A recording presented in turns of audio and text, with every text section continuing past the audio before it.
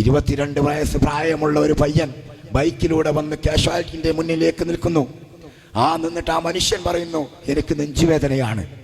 ഡോക്ടറുടെ മുമ്പിൽ നിന്ന് ECG മറ്റുള്ള സംവിധാനങ്ങളും എടുക്കാൻ വേണ്ടി നമ്മുടെ കട്ടിലേക്ക് കിടക്കാൻ വേണ്ടി ഡോക്ടർ പറയുന്നതിൻ്റെ 2 അടി വെച്ചപ്പോഴേക്കും ആ മനുഷ്യൻ നിലത്ത് വീഴുകയാണ്. വയസ്സ് 22, മരണപ്പെടുകയാണ്.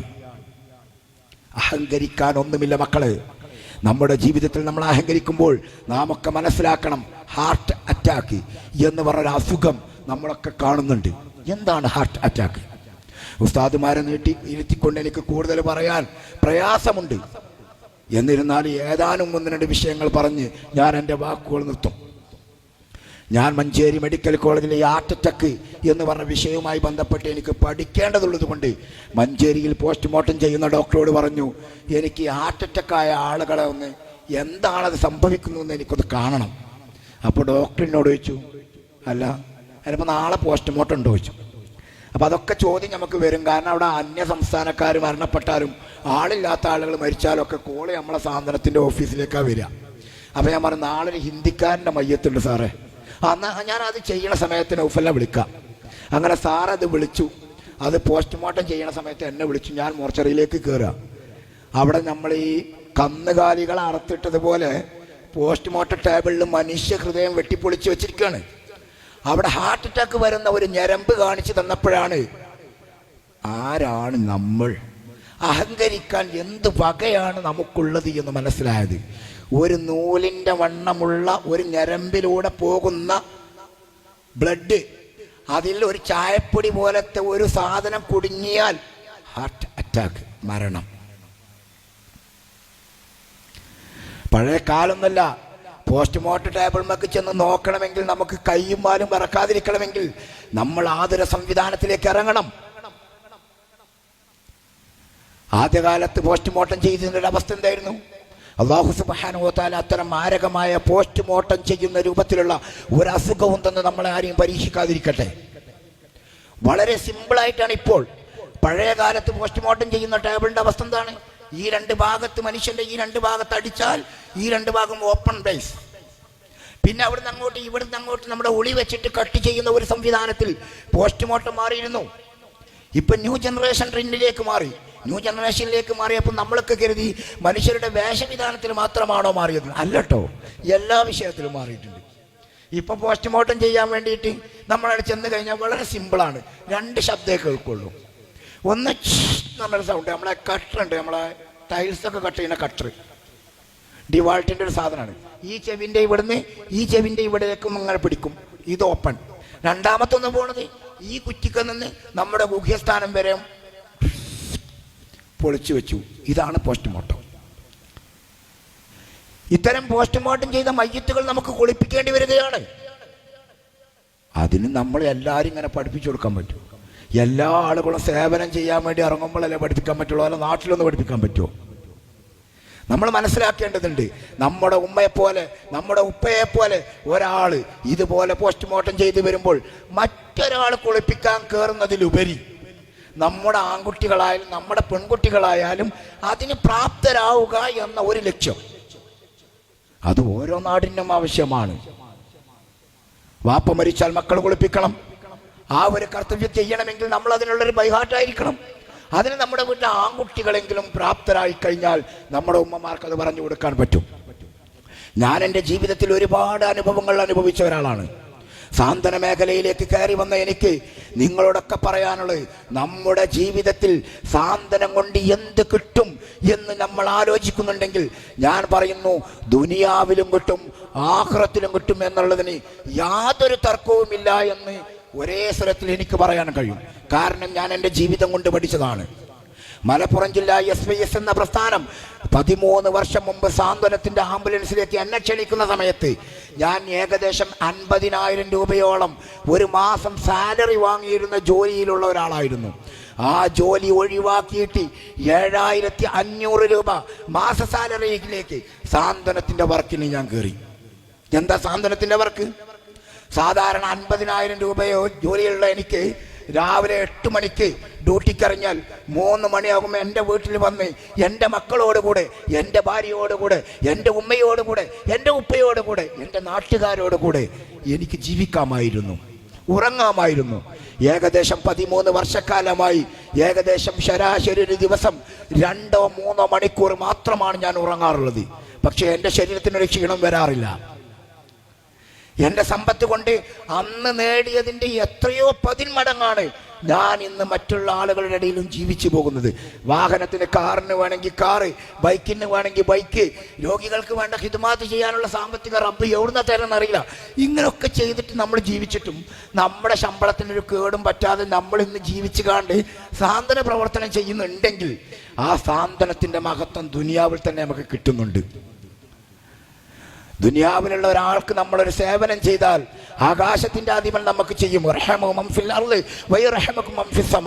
ഭൂമിയിലുള്ള ആളുകളോട് നിങ്ങൾ കരുണ ചെയ്താൽ ആകാശത്തിന്റെ അധിപൻ നിങ്ങളോട് കരുണ ചെയ്യും എന്ന് പറഞ്ഞ ആ ഒരു വാക്യത്തിൽ ഞാൻ എൻ്റെ ജീവിതം കൊണ്ട് അനുഭവിച്ച വ്യക്തിയാണ്. ഒരുപാട് അനുഭവങ്ങൾ എൻ്റെ മുമ്പിലുണ്ട്. കോവിഡ് കാലത്ത് ഒരു മയ്യത്തുമായി ഞാൻ പോന്നു. 7 മണിക്ക് മയ്യത്തുമായി ഞാൻ മഞ്ചേരി മെഡിക്കൽ കോളേജിൽ നിന്ന് ഇറങ്ങി. 8:30 മണിക്ക് ഖബർസ്ഥാനിലെത്തി. 8:30 മണിക്ക് ഖബർസ്ഥാനിലെത്തി. അപ്പം ഞാൻ കണ്ട കാഴ്ച, ഒരു പാടത്ത് ഒരു കിണർ കുഴിച്ചു വെച്ചിരിക്കുകയാണ്. അതിൽ 2 മോട്ടർ ഇറക്കി വെച്ചിട്ടുണ്ട്, വെള്ളം നിറച്ചു നിൽക്കുകയാണ്. എങ്ങനെ ഞാൻ ഈ മയ്യത്ത് മറവ് ചെയ്യുമെന്ന് ചോദിച്ചു. അങ്ങനെ എന്നോട് പറഞ്ഞു, നിങ്ങൾ മറവ് ചെയ്യേണ്ട സമയം ആകുന്ന സമയത്ത് ആ മോട്ടർ അടിച്ചിട്ട് വെള്ളം പുറത്തേക്ക് ഒഴിവാക്കിയിട്ട് വേണം വെള്ളത്തേക്ക് വെക്കാൻ. 8 മണി കഴിഞ്ഞു. PPE കിറ്റിന്റെ ഉള്ളിലാണ്, വേർത്തിട്ട് ആകെ പ്രയാസം, തല കറങ്ങലൊടിഞ്ഞ്. 9 മണി കഴിഞ്ഞു, 10 മണി കഴിഞ്ഞു, വെള്ളം അടിച്ച് തീരുന്നില്ല. എങ്ങനെയൊക്കെ വെള്ളം അടിച്ച് തീർത്ത് നമ്മളിതൊന്ന് മൂടാന്ന് നോക്കിയാൽ ചളിയാണ്. നമ്മളെ കൈക്കോട്ട് കൊണ്ട് മൂടാൻ പറ്റൂല. JCB വിളിച്ചു, വന്നില്ല. എല്ലാവർക്കും ഭയം. ഒരു മനുഷ്യൻ ആ പരിസരത്തേക്ക് വന്നില്ല. അവസാനം 12 മണിയായി, 1 മണിയായി, 2 മണിയായി. ബഹുമാന്യരായ നമ്മളെ സയ്യിദ് അവരുടെ മുർത്തല തങ്ങളുടെ സ്ഥാനം ഞാൻ വിളിച്ചു. ഞങ്ങളുടെ സ്ഥലം വെള്ളം വേണം കുടിക്കാൻ. ഒരു മനുഷ്യന്മാർ ഈ ഭാഗത്തേക്ക് വരുന്നില്ല. ഞാൻ ഒരു തുള്ളി വെള്ളം കൊടുന്നുതരുമോ? ഞങ്ങൾ 8 പേരുണ്ടെന്ന് പറഞ്ഞു. പാവപ്പെട്ട സയ്യിദ് അവറുകൾ രാത്രി 2 മണിക്ക് സ്വന്തം വീട്ടിൽ നിന്ന് കാറിൽ കൊണ്ടുവന്ന വെള്ളം കുടിച്ച് ഞങ്ങൾ വീണ്ടും മയ്യത്ത് മറവ് ചെയ്തു. പെരിന്തൽമണ്ണയിൽ നിന്ന് 8 കിലോമീറ്റർ അപ്പുറത്തുള്ള മയ്യത്ത് മറവ് ചെയ്യാൻ മഞ്ചേരിയിൽ നിന്ന് സാന്ത്വനത്തിൻ്റെ ഒരു വളണ്ടിയർ, JCB ഉള്ളവരുടെ വളണ്ടിയർ, അദ്ദേഹത്തിൻ്റെ JCB കൊണ്ട് വന്നിട്ടാണ് പെരിന്തൽമണ്ണ ഞങ്ങൾ ആ മയ്യത്ത് മറവ് ചെയ്തത്.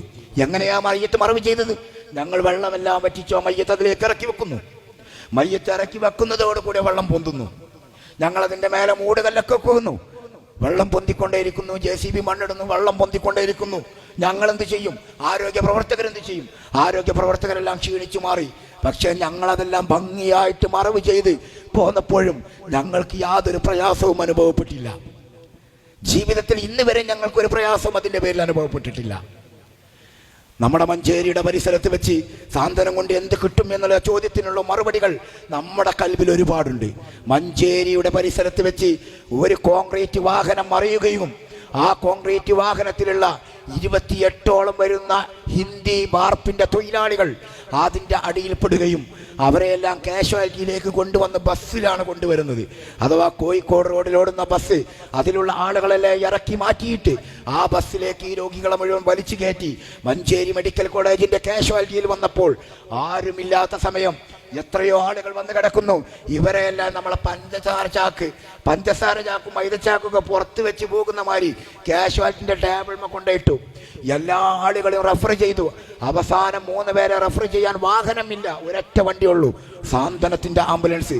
2 ഭാഗത്തും ഒരാളെയും നടുക്ക് നടക്കുന്ന വഴിയിൽ ഒരാളെയും കിടത്തി. ഈ വാഹനം കോഴിക്കോട് മെഡിക്കൽ കോളേജിലേക്ക് പോകുന്നവേ പുളിക്കലിൽ വെച്ച് നമ്മുടെ വണ്ടി ആക്സിഡന്റ് പറ്റു. ആക്സിഡന്റ് പെട്ട് നമ്മളെ വണ്ടിയിൽ കൂൾ ബാറിലൂടെ കയറി ഇറങ്ങി. എൻ്റെ ശരീരത്തിലുള്ള ബ്ലഡ് എല്ലാം കണ്ട് അവർ പറഞ്ഞു, നിങ്ങൾക്ക് വണ്ടി ഓടിക്കാൻ പറ്റുമെങ്കിൽ നിങ്ങൾ പോയിക്കോളൂ, ഞങ്ങൾ നോക്കിക്കോളാം. ആ വണ്ടിയും കൊണ്ട് ഞാൻ നേരെ കോഴിക്കോട് മെഡിക്കൽ കോളേജിലെത്തി. എല്ലാവരെയും ഇറക്കി. പോരുന്നവേ 2 പേർ അതിൽ നിന്ന് മരണപ്പെട്ടു ആ ആക്സിഡന്റിൽ നിന്ന്. ഈ 2 പേരെ നാട്ടിലേക്ക് കൊണ്ടുപോകാൻ സാമ്പത്തികമായിട്ടില്ല എന്ന് പറയുകയും അതിലൊരു വണ്ടി, നമ്മുടെ വണ്ടി, തട്ടിയ വണ്ടിയും കൊണ്ട് ഞാൻ പോകാമെന്ന് ഏൽക്കുകയും ചെയ്തു. അങ്ങനെ ഞാൻ ആ വണ്ടിയിലേക്ക് കയറ്റിയപ്പം അതിൻ്റെ കുറച്ച് ആളുകൾ എന്നോട് പറഞ്ഞു, ഇതിൽ 2 രോഗിനെയും കൂടി കൊണ്ടുപോകാൻ പറ്റുമോ? ഞാൻ പറഞ്ഞു, അതിന് വിരോധമല്ല, 2 രോഗിനല്ലേ നമുക്ക് കൊണ്ടുപോകാം. എന്ന് പറഞ്ഞ് കൊണ്ടുവന്നപ്പോൾ ഒരു രോഗിനെ കൊണ്ടുവന്നപ്പം ബഹിരാകാശത്തേക്ക് ആൾക്കാർ പോണമാരുള്ള രോഗി 2 കൈയും കെട്ടിക്കണ് 2 കാലും കെട്ടിക്കണ്. ഇയാൾ എങ്ങനെ ഞാനവിടെ കിടത്തും? ഒരു ഭാഗത്ത് ഫ്രീസർ. അങ്ങനെ ഞാൻ ഇയാളെ നമ്മുടെ സീറ്റിൽ കാല് നീട്ടിയിരുത്തിയിട്ട് ഇങ്ങനെ ഇരുത്തി എത്ര ഇയാളോട് ഭക്ഷണം വേണോ എന്ന് ചോദിച്ചാലും ഇയാൾക്ക് ഭക്ഷണം വേണ്ട. നമ്മളൊന്ന് ആലോചിച്ച് നോക്കണം. ജീവിച്ച് നടക്കുമ്പോൾ അഹങ്കരിക്കുന്ന നാം ഓരോരുത്തരും മനസ്സിലാക്കണം, നമുക്ക് ഒരു നേരത്തെ ഭക്ഷണം വരെ മറ്റൊരുത്തൻ വാരിത്തരേണ്ട ഒരവസ്ഥയിലേക്ക് വന്നാൽ, അതിൻ്റെ മലമൂത്ര വിസർജനം വരെ വൃത്തിയാക്കാൻ കഴിയാത്ത ഒരു സാഹചര്യത്തിലേക്ക് വന്നാൽ, ഞാനും നിങ്ങളും അടക്കമുള്ള ആളുകൾ പട്ടിണി കിടക്കാൻ തയ്യാറാവും. ആ മനുഷ്യനോട് ഞാൻ ചോദിച്ചു, എന്താ നിങ്ങൾക്ക് ഭക്ഷണം വേണ്ടാത്ത? അദ്ദേഹം എന്നോട് നിറകണ്ണുകളോടെ പറഞ്ഞു, ഭക്ഷണം കഴിച്ചാൽ ബാത്റൂമിക്ക് പോകാൻ പ്രയാസമുണ്ട്, കാരണം എനിക്ക് ഇരിക്കാൻ പറ്റൂല. ഞാൻ ആ വിഷയം മൂപ്പരോട് പറഞ്ഞു. എനിക്ക് അറിയുന്ന ഹിന്ദിയിലൊക്കെ ഞാൻ പറഞ്ഞു, നിങ്ങൾക്ക് വേണ്ട ഭക്ഷണം നിങ്ങൾ കഴിച്ചോളൂ, ബാത്റൂം അല്ലേ അത് നിങ്ങളൊരു വിഷയമാക്കണ്ട, അതിന് ഞാൻ റെഡിയാണ്. അങ്ങനെ അദ്ദേഹത്തിന് ഞാൻ സേലത്ത് വെച്ച് ഭക്ഷണം വാങ്ങിക്കൊടുക്കുന്നു. വിജയവാഡ വിശാഖപട്ടണത്തിലേക്ക് എത്തുമ്പോഴേക്കും അദ്ദേഹത്തിന് ബാത്റൂമിൽ പോകണമെന്ന് പറയുന്നു. ആ സമയത്ത് എന്താ, അപ്പം ഞാനൊരു വിഷയം പറഞ്ഞെങ്കിലും ആ സമയത്ത് എന്ത് ചെയ്യണമെന്ന് അറിയാതെ ഞാൻ വണ്ടിയിലേക്ക് കയറിയപ്പോൾ അപ്പൻ്റെ മനസ്സിലൊരു ആലോചന. സാന്ത്വനത്തിന് ഇറങ്ങുമ്പോൾ അങ്ങനെ പെട്ടെന്ന് ആലോചന കിട്ടും. എനിക്ക് അപ്പണ് തോന്നി, പടച്ച റബ്ബേ, ഇയാൾക്ക് ഇപ്പം എങ്ങനെ ഞാൻ ബാത്റൂം എന്നൊരു പറഞ്ഞ് നോക്കുമ്പോൾ ഇയാളെ സീറ്റിൻ്റെ അടിയിലുണ്ട് എൻ്റെ സ്റ്റെപ്പിന് ടയർ. നിങ്ങളൊക്കെ വാഹനം ഓടിക്കുന്ന ആളുകളല്ലേ, വാഹനം കണ്ട ആളുകളല്ലേ. അതിൻ്റെ ടയറിനൊരു പ്രത്യേകത ഉണ്ട്. ടയറിൻ്റെ ഒരു ഭാഗം ഇങ്ങനെ ആണെങ്കിൽ മറ്റേ ഭാഗം കുണ്ടേകാരം. ശ്രദ്ധിച്ചിട്ടുണ്ടോ? ആ ടയർ ഞാൻ അങ്ങോട്ട് വലിച്ചെടുത്ത് കൗത്തിയാണ് അപ്പോൾ കുണ്ടാണ്. വേസ്റ്റിൻ്റെ കീസ് അയിമക്ക് ഇങ്ങോട്ട് വിരിച്ചു. അയാളെ 2 കാലും 2 കൈയും പിടിച്ച് അയാളെ മെല്ലെ ഇല്ലാണ്ട് ഇരുത്തി കൊടുത്തു. അയാൾ ഭംഗിയായിട്ട് അയാളുടെ മലമൂത്ര വിസർജനം അയാളാണ് നടത്തി.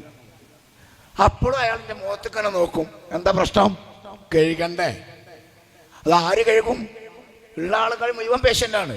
ഞാൻ പറഞ്ഞ അതിനും നിങ്ങൾ വിഷയാക്കണ്ട എന്ന് പറഞ്ഞാൽ നമ്മളെ വണ്ടിയിലുണ്ട് ഇനി കന്നാസും വെള്ളമൊക്കെ, അതെടുത്ത് കഴിഞ്ഞ് ഞാൻ അദ്ദേഹത്തിൻ്റെ ആ ഭാഗമൊക്കെ നല്ല വൃത്തിയാക്കിയാണ് കഴുകി കൊടുത്തപ്പം അയാൾ പൊട്ടെടുക്കരഞ്ഞു.